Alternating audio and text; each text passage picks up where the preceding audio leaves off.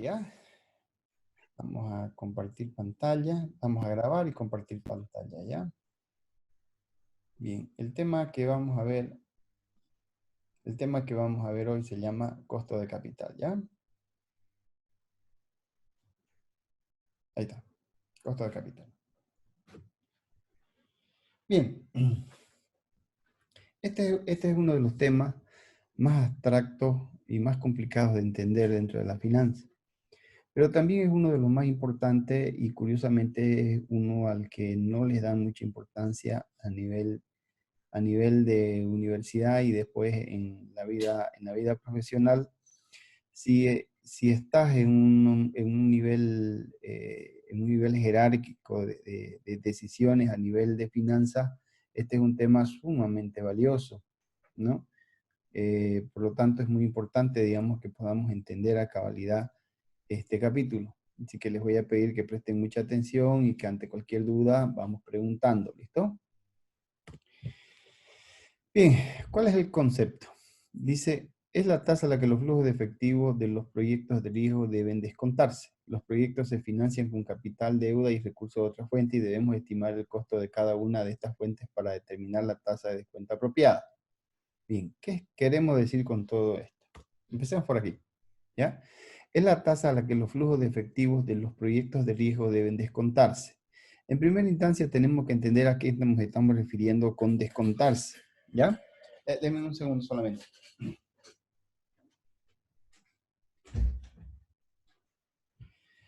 Ahora sí.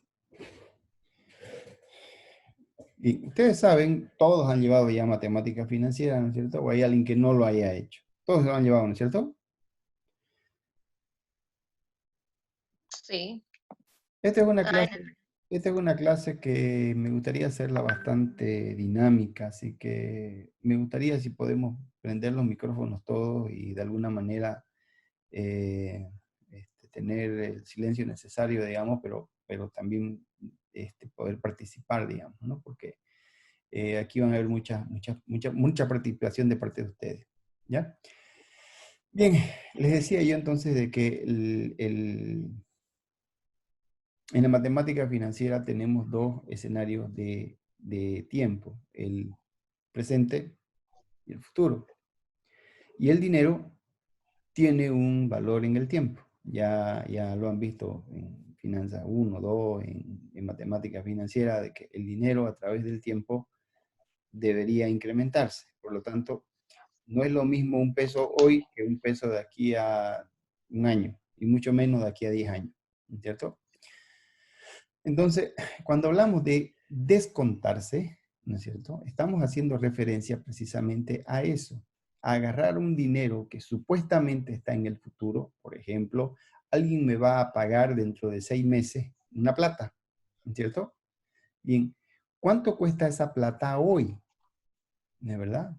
Entonces, obviamente, si yo voy a recibir un dinero de aquí a 6 meses, no puede ser la misma cantidad pues, que en el presente. ¿Vale? Si yo agarré 10 mil pesos y se lo presté a alguien para que me los pague de aquí a 6 meses, me tiene que devolver los mismos 10 mil más un determinado interés. Bien, entonces, ¿qué tasa voy a utilizar para cobrar ese interés? Y lo mismo pasa si ese dinero está en el futuro y lo quiero pagar hoy. ¿Cuánto tendría que hacerlo? Si el dinero está en el futuro y lo tengo que pagar hoy, eso se llama descontar, ¿no es cierto?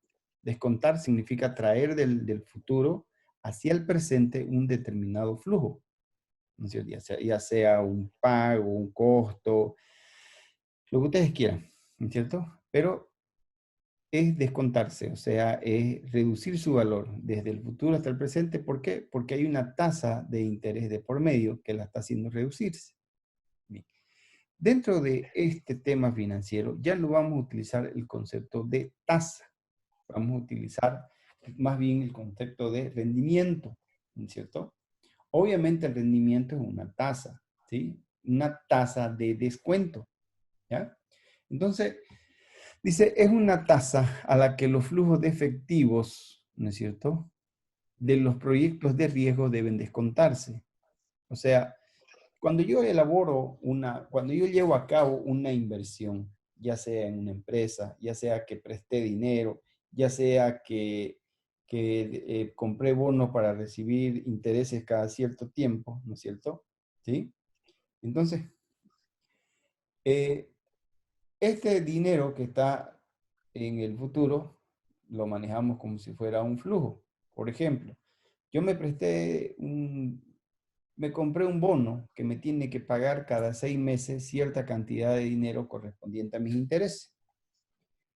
Ese interés resulta ser un flujo de efectivo, digamos, ¿no? Porque me va a ingresar dinero, ¿sí? Bien, y al final cuando mi bono venza, me tienen que devolver el dinero que yo presté. Entonces, todo se maneja a través de un flujo.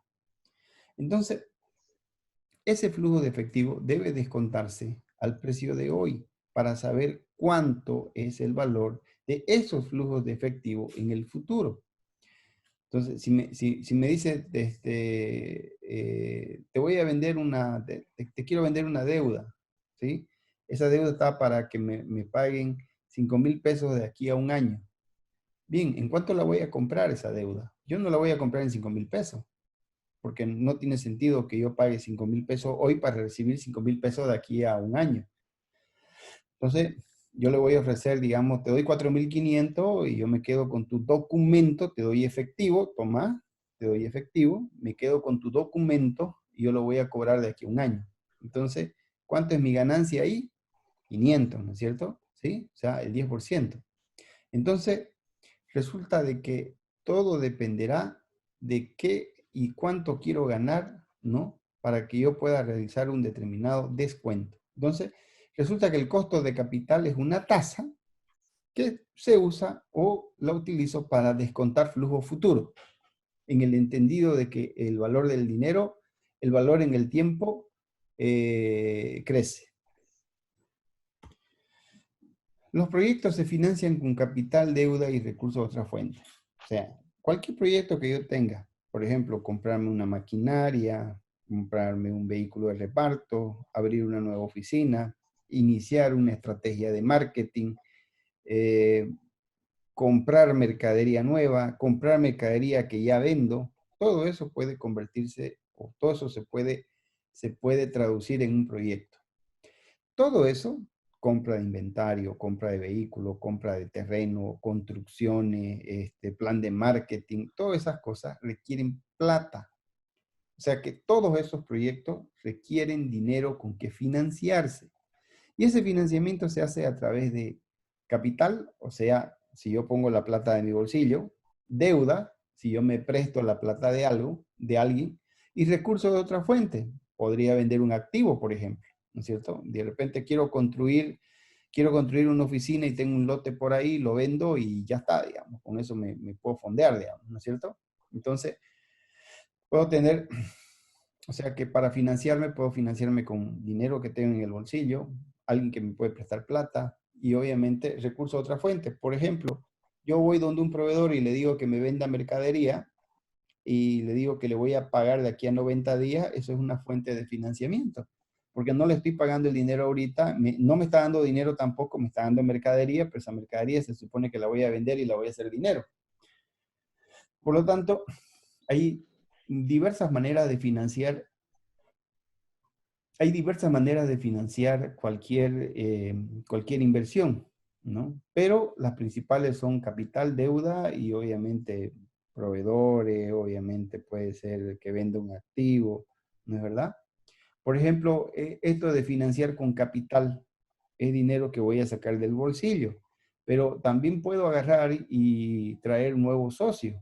Vendo capital y le digo, bueno, traigo 2 o 3 socios nuevos, ponen plata, amplío el margen de capital de la empresa y la repartimos la empresa entre los nuevos socios. Entonces, eso también es una manera de financiar proyectos, ¿no es cierto? Otra manera de hacerlo es vender acciones, que es casi lo mismo que adquirir nuevos socios, ¿no?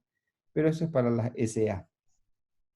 La cosa es que o lo hago con capital propio, lo hago con capital ajeno o busco otras cosas como por ejemplo vender lote, vender terreno, vender activos, vender mercadería, ¿no es cierto? Financiarme con proveedores. Pero de alguna manera tengo que financiar mi proyecto. Y debemos estimar el costo de cada una de estas fuentes para determinar la tasa de descuento apropiada. Perfecto. Por ejemplo, si yo pongo dinero de mi bolsillo, ¿cuánto cuesta eso? ¿Cuánto cuesta el dinero que yo tengo en el bolsillo? ¿No? ¿Cuánto cuesta cuánto cuesta mi plata? Por ejemplo, si mi plata se encuentra en una cuenta bancaria que está generándome intereses ahí, digamos un 3, 4%, bueno, el costo de utilizar ese dinero es 4%, utilizar mi plata. Si esa plata se la presté a alguien al 36%, ¿no es cierto? Digamos al 3% mensual, resulta que mi plata cuesta 36%, porque en vez de prestarla, la voy a invertir. Y por lo tanto, mi plata tiene un costo. La deuda, el dinero ajeno, también tiene un costo. Si yo me presto dinero, tengo que pagar intereses. ¿Cuál es el costo de esa plata de deuda? ¿No es cierto? Tengo que ver el tema por ejemplo, me voy a financiar con inventario. Ya, soy una farmacia y me voy a comprar inventario al crédito. Adquiero un montón de inventario, ¿no? Y dinero que tengo que pagar en un determinado momento, porque no me lo están regalando. ¿Cuál es el costo de eso? ¿No es cierto? Bueno, durante un tiempo tal vez no tenga costo porque no me vayan a cobrar absolutamente nada. Pero realmente es así. El inventario no tiene costo. Fíjate que, por ejemplo, consigues mercadería. Y les doy un ejemplo. Una vez me pasó algo chistoso. Al final, al mejor cazador dice que se le escapa la liebre. Compré una mercadería que tenía buen precio y que estimaba que la podía vender bien. Ya tenía los clientes para venderle y tenía los medios y las condiciones, por lo tanto, era un negocio que supuestamente era seguro. Me vendieron el producto, lo recibí, estaba todo en muy buen estado, ¿no? Empezamos a venderlo y de repente el producto empezó a degradarse, ¿no? Era un blanqueador dental, era un producto para echarse a los dientes y que lo blanquee. Y el producto empezó a degradarse y empezó a no funcionar. Entonces, eso era algo que no estaba previsto. El 10% del producto se echó a perder.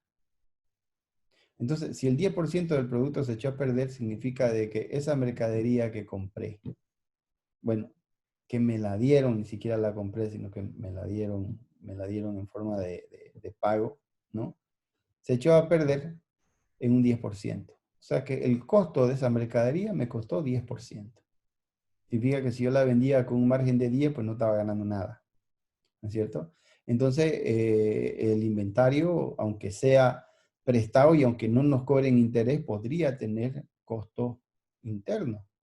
Por ejemplo, imagínense que alguien decides comprar inventario y decides comprar maíz, ¿no es cierto? Vas a comprar maíz para embolsarlo y venderlo. Lo vas a comprar ahora. Lo que está pasando con el petróleo, ¿no es cierto? Porque el petróleo llegó a precios absurdos de cero, inclusive negativo. Imagínate, o sea, te pagan por llevarte el petróleo. ¿Por qué pasó eso? Porque sencillamente los pozos petroleros no se pueden cerrar. O sea, no puedo yo apagar un pozo que ya está funcionando, no lo puedo, no es un grifo, digamos, que yo cierro la válvula y ya está, ¿no es cierto? Entonces el petróleo sale, está produciéndose, y si no lo puedo vender, en algún lado lo tengo que acumular, lo tengo que almacenar. Entonces resulta de que con los precios actuales, digamos, con los precios de 14, 15, 20 dólares que cuesta el barril de petróleo, de repente podría estar 1, 2, 3 meses guardado ese petróleo ahí sin poderlo vender al destino final y el costo de almacenamiento podría costarme 30 dólares. Entonces, imagínense ustedes, si yo voy a pagar 30 dólares por el almacenamiento y lo compré a 25 dólares, estoy perdiendo 5, ¿no ve? Pero si el petróleo ya lo tengo y no puedo hacer absolutamente nada con él, aunque sea lo voy a regalar porque el costo de almacenamiento va a seguir creciendo. Entonces prefiero regalárselo a alguien para que se lo lleve y me dejen de cobrar el almacenamiento.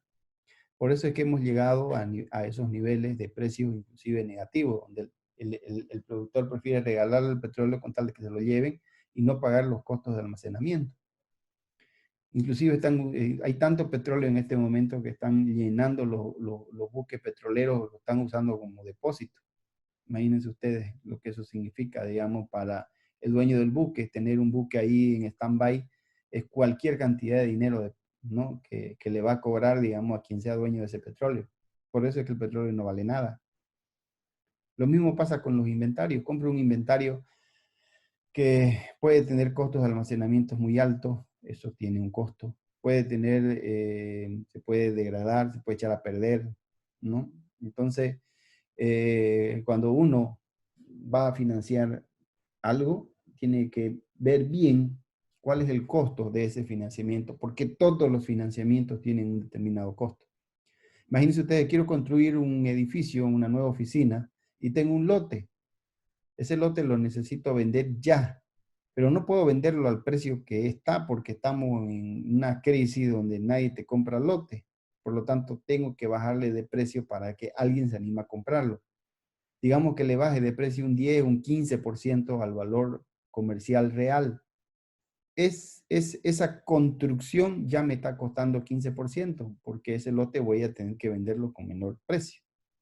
Entonces, esos costos tienen que considerarse en el momento de hacer una inversión. A veces no consideramos esos valores, no estimamos eso y después cuando nos damos cuenta es algo, es algo carísimo. ¿Ya?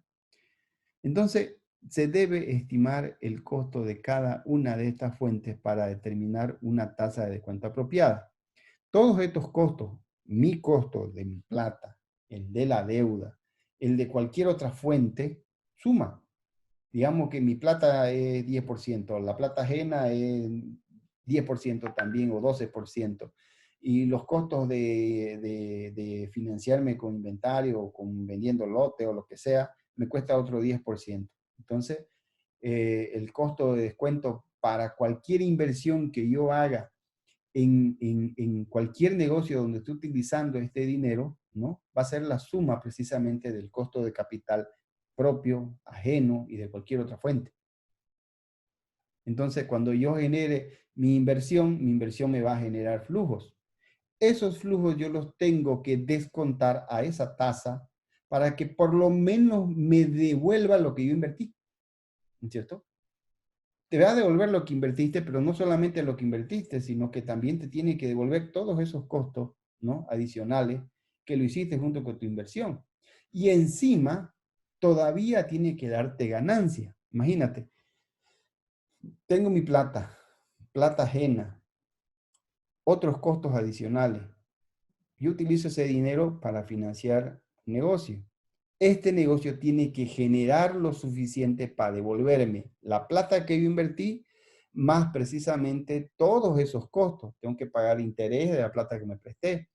A mi plata me tiene que devolver ganancia, ¿no es cierto? Y tiene que cubrir todos esos costos adicionales de almacenaje, de cualquier otra cosa que hayan tenido esas otras fuentes, ¿no es cierto?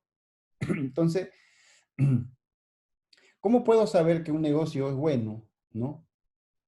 Si tengo todos estos elementos, pues tengo que considerar estos elementos, los tengo que descontar a hoy día, o sea, esos flujos futuros que va a generar mi inversión, lo tengo que descontar a precio de hoy, y una vez que lo tenga, recién puedo determinar si me conviene o no me conviene realizar esa inversión.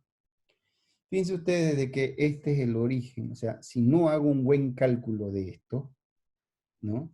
Mucha gente se mete a hacer negocio sin tener en cuenta nada de esto, ni los costos de deuda, ni los costos propios, ni nada, digamos. Y resulta que los flujos de efectivo no dan. Y cuando no dan, después de 6 meses, 8 meses, te das cuenta que el negocio que hiciste no funciona. Y ahí tenés que renunciar. Y es ahí donde empezás a perder dinero y a perder patrimonio. Muchos de los negocios que se inician no se consideran estos aspectos y por nada más fracasan. ¿No es cierto? Por nada más fracasan. Entonces, antes de incursionar en invertir, tenemos que analizar bien estos costos porque estos costos no están presentes en la contabilidad.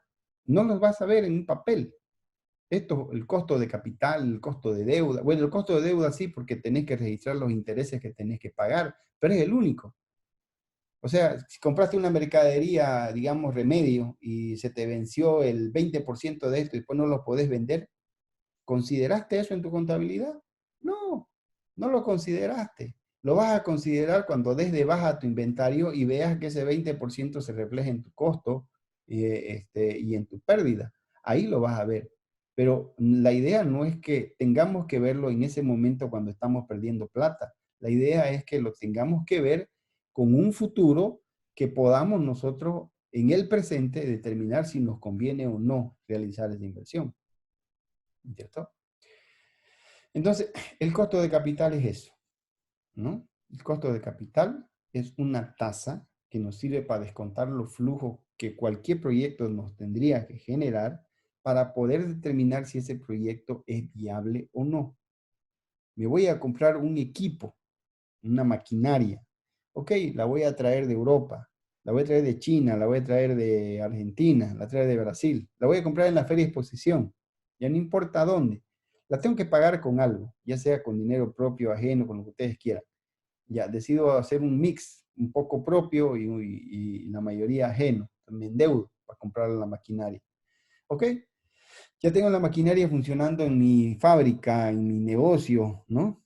Ahora tengo que hacerla andar, ¿no es cierto? Tengo que hacerla funcionar, ¿no es verdad? Y cuando esta maquinaria funcione, esta maquinaria va a hacer de que yo pueda generar nuevos flujos de los que ya tenía, ¿no es cierto?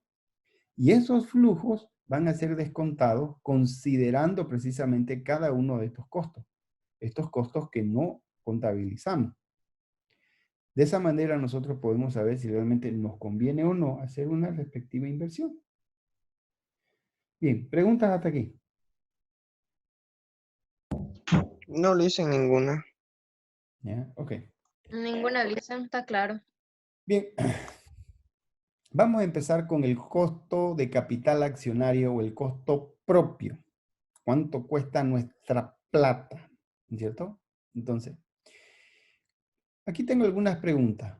¿Cómo se debe usar el dinero excedente de la empresa? ¿Es correcto mantener este excedente dentro de la empresa? ¿Tiene un costo? ¿Cómo medir ese costo? ¿Una empresa debe descontar los flujos de una empresa a una determinada tasa de descuento? ¿Cuál es esa tasa? ¿Es correcto que las empresas deban prestarse dinero para pagar dividendos? A ver, veamos cada uno de estas interrogantes. Digamos que tienes un negocio que te va muy bien y has generado un excedente, ¿ya? Cuando se corte, volvemos otra vez, ¿ya? Aquí ya me está anunciando de que se nos va a acabar el tiempo. ¿Cómo se debe usar el excedente de una empresa? Este dinero, ¿qué hago con este dinero? ¿Lo dejo en las cuentas bancarias? ¿Lo invierto? ¿Me lo gasto? ¿Reparto dividendo? ¿Qué hago con este excedente? ¿Ok? Cualquier uso que yo le dé al excedente de mi empresa, a los flujos de efectivo, tiene un costo. Cualquier uso que le dé. Si me voy a pagar dividendo, significa de que ese dinero que voy a pagarme va a dejar de generar ganancia. Claro, estoy retirando dinero de mi negocio genera 10, 12% de utilidad, pues al retirarlo, esa plata deja de ganar esa cantidad de dinero, ¿no es cierto? Entonces, al retirar los dividendos, pues ese es mi costo, ¿no es cierto? ¿Qué hago con este excedente? Digamos que decido no sacarlo, dejarlo en la empresa porque sacarlo es muy caro.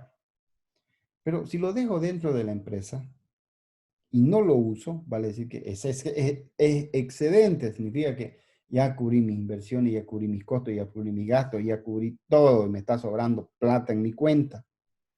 Si yo dejo esa plata ahí, sin darle ningún uso, tiene un costo. ¿Cuál es ese costo? El que yo podría ganar si lo invierto comprando bonos, metiéndolo a un DPF, algo tengo que hacer con ese excedente, que gane algo de dinero. Entonces, ese excedente tiene un costo. Fíjense cómo todo tiene un costo al final de cuentas, ¿no es cierto? Entonces, ¿cómo debe usar ese excedente la empresa? Tiene un costo. Y fíjense que ese costo tampoco se contabiliza. ¿Dónde dice, en qué contabilidad dice dinero perdido por no utilizar el dinero excedente de la empresa? No existe eso en la contabilidad, no existe. ¿No es cierto? Esto es algo que está simplemente en la mente del empresario. Y es muy importante, pues suponte que fíjate que, por ejemplo, Apple en sus buenos años, cuando sacó el iPhone 4 y estaba en la cúspide de su poder, ¿no? Generaba excedente hasta por 10.000 millones de dólares. O sea, estamos hablando de una cantidad brutal de dinero. El PIB de Bolivia es de 40.000 millones. O sea, en otra palabra, con el excedente que generó Apple se podían comprar todo Santa Cruz, ¿no es cierto? Entonces, ¿qué haces con esa plata que te está sobrando? Ya pagaste tu investigación, ya pagaste tu nuevo celular, ya pagaste, ya diste dividendo, ya ya está, ya no sabes qué hacer con, ya tenés la plata y que te está sobrando. Bueno, pues esa plata hay que invertirla en algún lado, digamos, porque tiene que generar dinero, porque si la dejas ahí donde está y no la ocupas, estás perdiendo de ganar. Y eso tiene un costo. Eso se llama costo de oportunidad. Veamos el otro punto. ¿Es correcto mantener este excedente dentro de la empresa? ¿Tiene un costo? ¿Cómo medir ese costo? Bien, lo que acabamos de hablar ahorita. Si lo voy a mantener dentro de la empresa, tiene un costo. ¿Cómo lo voy a medir? Bueno, con esa tasa de descuento llamada costo de capital, ¿no es cierto? De esa manera yo puedo medir cuánto me cuesta tener ese excedente dentro de la empresa. El otro punto. Una empresa debe descontar los flujos de una empresa a una determinada tasa. Ok, ya sé que tengo un costo de capital. Ahora, ¿cómo lo hallo? ¿Cómo lo encuentro? ¿No es cierto? ¿Cómo resuelvo ese problema? ¿Qué tasa voy a ocupar? ¿El 10%, el 12%, el 15%, el 20%? ¿Cuánto voy a ocupar? Bien, eso es lo que vamos a averiguar en este tema. ¿Es correcto que las empresas deban prestarse dinero para pagar dividendos? Dice. ¿Qué opinan ustedes? ¿Me debo prestar plata para pagar dividendos? O sea, debo prestarme plata de mi negocio para darle las utilidades al dueño, para que el dueño se vaya a Cancún a tomar margarita. ¿Está bien eso? ¿Debería hacer eso?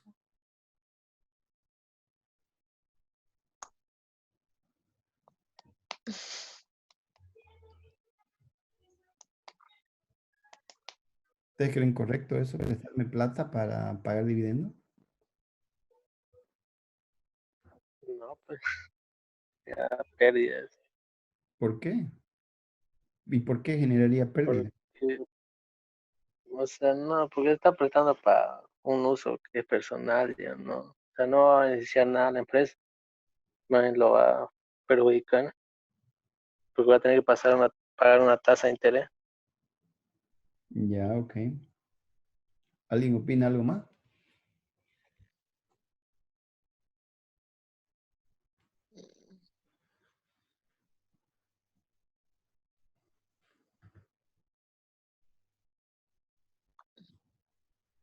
A ver, ¿qué opina Raquel? Ay, no sé, Liz. O sea, yo creo que sí y también que no, digamos. ¿Por qué sí? Eh, ¿Por qué no? Podría ser, hablando del dueño, porque me imagino que tiene que generar de cierta manera un- una plata, digamos, porque es un negocio, ¿no? Pero también lo veo negativo por el lado de la empresa, porque tendría que pagar un interés no sé, a lo mejor podría ocuparlo como un capital de trabajo, digamos. ¿Qué dice Yamile?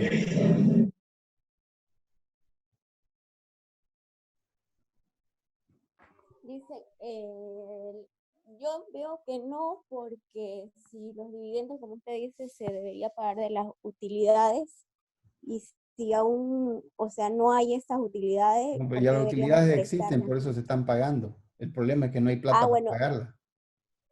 mm, no sé, dice. ¿Qué dice Juan Carlos?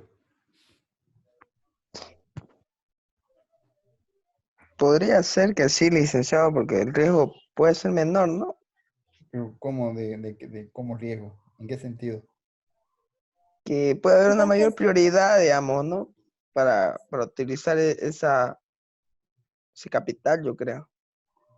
Voy a ver un ejemplo. Ahorita le dicen, pero no la tengo. Estoy analizando hasta lo que dije. A ver, Yo creo que no, Licen, porque si nos prestamos esa plata quiere decir que nos va a generar intereses, bueno, pero usted dice igual ahí está, digamos, van a estar las utilidades, ya. pero Ahora, no, esa plata que imagínate, nosotros no. imagínate esto. Eres la dueña de tu negocio, ¿listo? Tú eres la dueña, la única dueña, es una unipersonal, ¿ya? Ujú, Durante 5, 6, 7 años de trabajo, de duro trabajo, llegaste a acumular, no sé, 500.000 en utilidades retenidas. ¿Listo? ya, Bien. ¿Ok? Tu empresa no tiene deuda, no le debes a nadie. Y de repente te aparece una oportunidad y te quieren vender un lote al lado de tu casa. Y ese lote está barato. Digamos que el lote valga 100.000, pero te lo ofrecen en 70 porque lo están por liquidar en el banco. ¿No ves? Entonces, sí, tú con 70 vas a ganar 100, ¿no es cierto? sí. Entonces, ¿qué haces? Bueno, fíjate que voy a comprarlo en 70 para venderlo en 6, voy a ganar el 30%. ¿No ves? Ujú, Ya. Si yo agarro el dinero de mi empresa y lo retiro para comprar este lote y me endeudo, digamos que me preste plata al 9%, significa de que el costo de retirar el dinero me va a costar 9%, ¿cierto? exacto. Pero con esa plata yo voy a generar un 30%. Me está costando 9, estoy ganando 30. ¿Me conviene o no me conviene? Me En ese conviene. caso sí le conviene, pero en el caso anterior usted nos dice que le prestaría para pagar dividendos para que se vaya a A vacacionar Cancún. Ok, a Cancún. ahora pensemos en ese caso. Si yo voy No a retirar conviene. ese dinero con un préstamo, digamos del 9%, para irme con mi familia a Cancún, porque eso es muy común, después de 4 o 5 años de trabajo, tenés plata ganada, acumulada, y ya pues te querés dar ciertos lujos, pues no, ya querés gozar del esfuerzo de tu trabajo. Entonces, agarrá y, agarrá y te prestás plata para irte de vacaciones, ¿no es cierto? ¿Ok? Esa vacación te está costando el 9%. O sea que si vas a gastarte 5.000 y vas a lista. O sea, yo puedo agarrar e invertirlo en algo que no tenga riesgo. Puedo agarrar mi plata, meterlo en un DPF, comprar un bono del Estado, o comprar un bono del Tesoro de los Estados Unidos y no es cierto. Sí o sí me van a pagar mis intereses, sí o sí me van a devolver mi plata. ¿No es cierto? Y me olvido, no me arriesgo, no me preocupo, duermo tranquilo y recibo mi platita cada cierto tiempo. ¿No es cierto? ¿Sí? La otra es invertirlo en un negocio que genere un negocio que tiene riesgo y no sé con exactitud cuánto voy a ganar de ese negocio o cuánto puedo perder. Entonces yo tengo un costo de oportunidad, ¿no es cierto? Entonces tengo que entender esas dos cosas. Cómo medir el riesgo y cómo medir el costo de oportunidad. Porque esos dos componentes son los componentes que van a hacer y que van a crear precisamente el costo de capital de un negocio.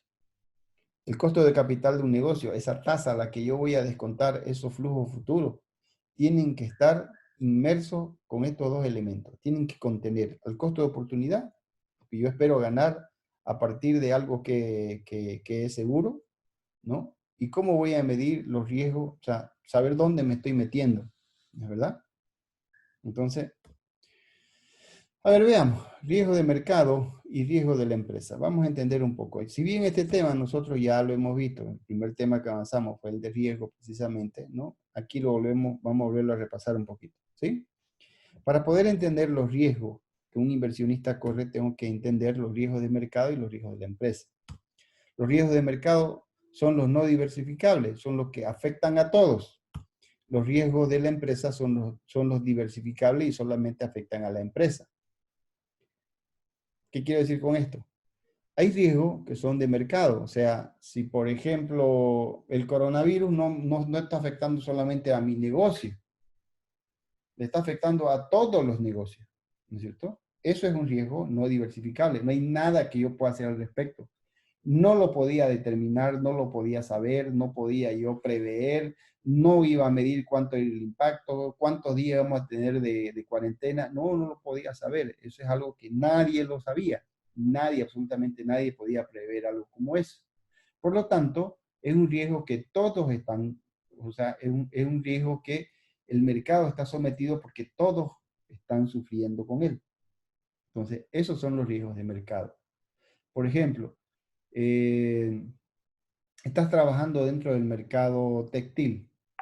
El algodón en el mundo sube de precio porque hubo una catástrofe climática en Rusia y en Estados Unidos y deshizo los sembradíos de algodón y el precio se eleva por las nubes. Ese no va a ser un problema que tú puedas resolver como empresa. Simplemente las telas van a subir de precio y ya. Ese es un riesgo de mercado porque le afecta a todos. No solamente te van a subir de precio a vos, sino a todos los demás, ¿no? Los riesgos de la empresa son diversificables y solo afectan a la empresa. Por ejemplo, riesgo laboral. Si mi personal puede sufrir un accidente, una descarga eléctrica, pues les pondré el uniforme, ¿no es cierto? Por ejemplo,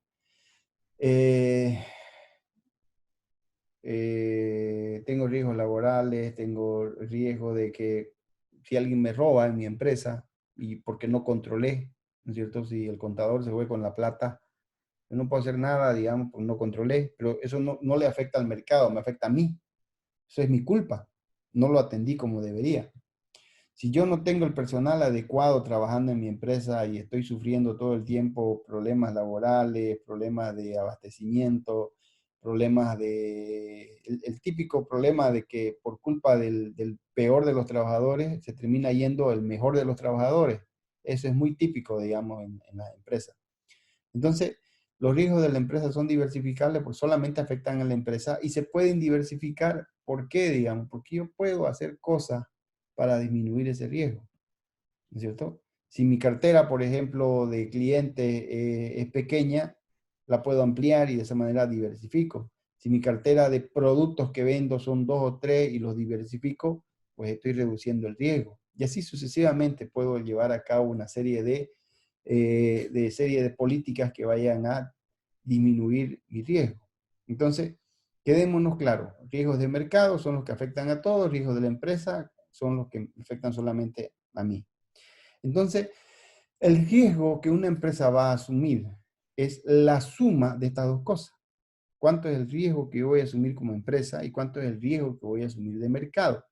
Y de estos dos riesgos, el que me preocupa es el de mercado, porque el de la empresa, yo puedo tomar medidas, puedo pagar seguro, seguro de salud, seguro contra accidentes, seguro contra robo, puedo ver de que pongo extintores por si se quiere incendiar mi negocio, puedo diversificar mi cartera de clientes, diversificar mi cartera de productos, diversificar mis proveedores y yo puedo disminuir el riesgo de la empresa porque es algo que yo puedo controlar. El riesgo que me preocupa es el que no puedo controlar y es ese de mercado que me va a afectar, y que ese viene de afuera, viene del mercado hacia adentro. Entonces, ¿cómo mido ese riesgo de mercado? Que ese es el que me preocupa, ese que no puedo controlar, ¿no es cierto? O es el que debería preocupar. Vamos a ver más adelante cómo se mide eso. ¿Ya? Costo de oportunidad. El costo de oportunidad es lo que perdemos o lo dejamos de ganar en una determinada decisión, ¿no es cierto? De esto ya también ya lo hablamos en clase, ¿no es cierto? ¿Sí? Ya hablamos en clase lo que es el costo de oportunidad. O sea, imagínense ustedes que tienen dos novias. Una bonita, pero floja. Tienen una que no es tan bonita, pero es trabajadora, es metedora, tiene carácter, ¿no es cierto? Ahora, ahí tienen que medir el costo-oportunidad, ¿no es cierto?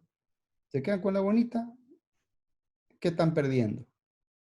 La posibilidad de que tengan una mujer valerosa, fuerte, trabajadora, digamos, ¿no? Y si deciden quedarse con la otra, ¿no es cierto? ¿Qué están perdiendo? Bueno, la belleza de la bonita, pues, ¿no? Así de simple. Entonces, cuando nosotros tomamos decisiones, siempre perdemos algo. Tenemos que aprender a medir qué es lo que estamos perdiendo cuando tomamos una decisión.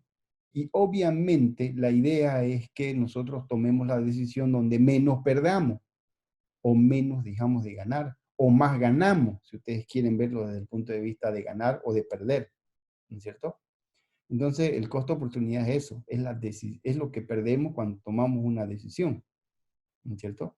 Entonces, ¿qué tiene que ver el costo de oportunidad con el KPM y el costo de capital? Bueno, yo puedo invertir mi dinero en un activo que no tiene riesgo y dejar de preocuparme. Y puedo tomar la decisión de invertir en un activo riesgoso y entonces ahí las cosas cambian, me tengo que preocupar. Entonces, el costo de oportunidad es la diferencia, el costo de oportunidad es la diferencia entre un activo que no tiene riesgo y un activo que es muy riesgoso. ¿No es cierto?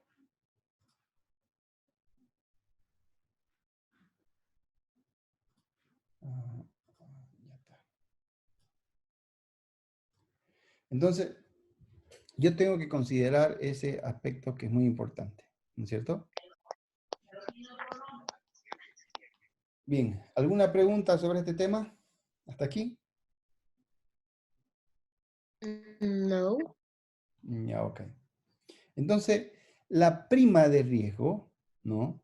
Es la diferencia entre, ¿no? Entre las inversiones que no tienen riesgo y las inversiones que son riesgosas, ¿no es cierto? Obviamente, la prima de riesgo no es otra cosa que el costo de oportunidad. Yo tengo un dinero que puedo invertirlo en algo que no me va, que es seguro, contra algo que no sé qué va a pasar. Entonces, ese algo que no va a pasar, ¿no? Tiene que tener un costo lo suficientemente elevado para cubrir precisamente el costo de oportunidad, aquello que yo puedo dejar de ganar de manera constante y segura, ¿no es cierto? Entonces, esa diferencia se llama prima de riesgo. El riesgo, perdón, la prima de riesgo, ya no es el riesgo, sino la prima de riesgo, ¿ya? La prima de riesgo es el costo de oportunidad del inversionista. ¿Cómo medir los riesgos del mercado? Bueno, los riesgos del mercado no son diversificables. Ya lo vimos, ya lo analizamos. Se pueden medir a través de la relación entre el rendimiento de mercado y los rendimientos de la empresa. Mientras más correlación hay entre ellas, mayor será el riesgo no diversificable que esta empresa tendrá. O sea, ¿qué significa eso? Que si en el mercado los rendimientos son del 10% y en mi empresa también, ¿ok? ¿Qué pasaría cuando yo hago variar los rendimientos del mercado? Supónganse que las ganancias del mercado ya no son 10, ahora son 8. Y resulta de que se refleja en mi empresa. El mercado bajó los rendimientos de 10 a 8 y mi empresa también pasó de 10 a 8. Significa entonces de que lo que le sucede al mercado, le sucede a mi negocio. Entonces yo estoy muy correlacionado con el mercado. Por lo tanto, el riesgo que yo tengo es mucho mayor, porque mientras más correlación haya entre el mercado y mi empresa, el riesgo no diversificable será mayor. Imagínense esto. Supónganse ustedes de que en el mercado de alimentos se gana el 30%. Esa es la ganancia del mercado. O sea, si tú inviertes en comida, un restaurante, vas a vender pollo, vas a vender hamburguesa, vas a vender lo que sea, vas a ganar el 30%, ¿no? Eso es lo que el mercado te ofrece. Bueno, tú pones tu negocio, ¿no es cierto? Y por lo menos estimas ganar ese 30% que el mercado tiene. Ya está.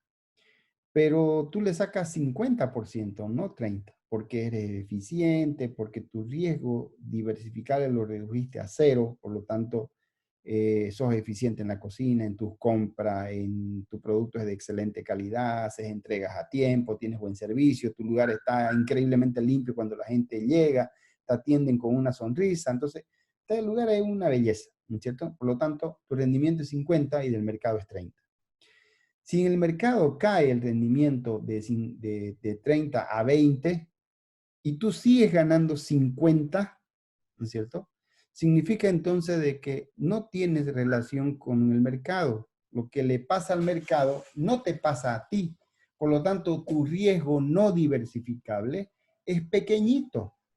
Significa de que lo que le pasa a todos no te pasa a ti, ¿no es cierto? Entonces, en este caso en particular, tu riesgo de mercado es muy pequeño. Pero si yo gano el 30% y en mi negocio también gano el 30%, y de repente el mercado le pasó algo, el mercado de los alimentos se redujo a 20%, y yo también reduje a 20%, entonces mi dependencia con el mercado es muy alta. Por lo tanto, el riesgo no diversificable también es alto, porque lo que le vaya a pasar a todos me va a pasar a mí. Entonces, resulta que, ¿cómo puedo medir ese riesgo entonces? Bueno, fácil, ¿no es cierto? Simplemente mido cuánto es el promedio de los rendimientos que tiene el mercado, cuánto es el promedio de mis rendimientos y hago un cálculo de correlación entre ambas variables. Y dependiendo de ese coeficiente de correlación, determinaré mi nivel de riesgo. De esa manera lo puedo medir. Esa es una manera. Otra manera de hacerlo es simplemente coloco los rendimientos de mercado, coloco los rendimientos de la empresa y le aplico una regresión.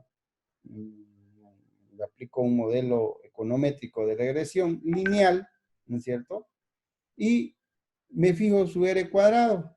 Si su coeficiente de determinación es muy alto, significa de que hay mucha correlación entre el mercado y mi empresa. Y si su R cuadrado es menor, entonces hay poca relación entre el mercado y mi empresa. Así de simple. O sea que, en otras palabras, puedo medir el riesgo a través de la correlación entre los riesgos del mercado y los riesgos de la empresa.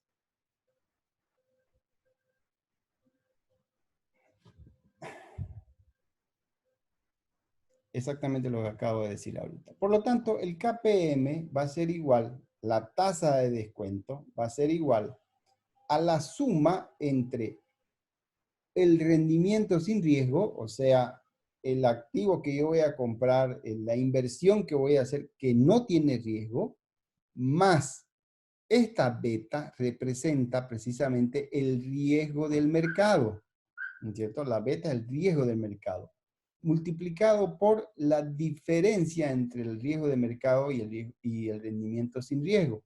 Significa que esto de aquí hemos dicho que es la prima de riesgo o el costo de oportunidad. Entonces, podemos decir que la tasa de descuento es igual a los rendimientos de las inversiones que no tienen riesgo, más el riesgo de mercado multiplicado por la prima de riesgo. ¿Ya? Ese es el sistema KPM. Bien, aquí voy a concluir la clase. La siguiente clase después del examen voy a hacer un ejercicio en Excel para determinar esto, para que ustedes vean cómo se calcula, ¿ya? Y luego seguimos con el tema. Bien, para esto necesito que ustedes realicen el resumen y estudien el resumen del capítulo 10 del Gitman, ¿ya? Tomen nota. Capítulo 10 del libro de Administración Financiera del Gitman, ¿ya? Bien, con esto estaríamos listos, entonces, ¿qué temas vamos a tocar en el examen? Riesgo, vamos a tocar riesgo, vamos a tocar flujos y vamos a tocar el tema de KPM, ¿ya? Son los tres temas que vamos a tocar nosotros en el examen. Y si ya sé que en su cabeza se están preguntando, ¿tiene un examen modelo? Les voy a dar un cuestionario, ¿ya? ¿No ve? Les voy a dejar un cuestionario en el WhatsApp para que estudien de ahí, ¿ya? No significa que voy a preguntar lo mismo. Por favor, no se confundan. Listen, ¿iba a subir los videos o no? No. ¿Qué cosa? ¿Iba a subir los videos o no? Sí, los voy a subir, ya los estoy procesando. ¿Cómo se llaman? Los estoy editando. Es que tuve que aprender a editar en esas que editan video, ahí donde uno hace películas, ahí tuve que hacer, hasta con efectos especiales lo voy a poner, ¿ya? Ya, Listen, muchas gracias. ¿Listo? Ya, me voy a ver peinadingo ahí, para que no me vea así todo clinudo como ahorita. ¿Listo? Ya, Listen. Para entender Gracias.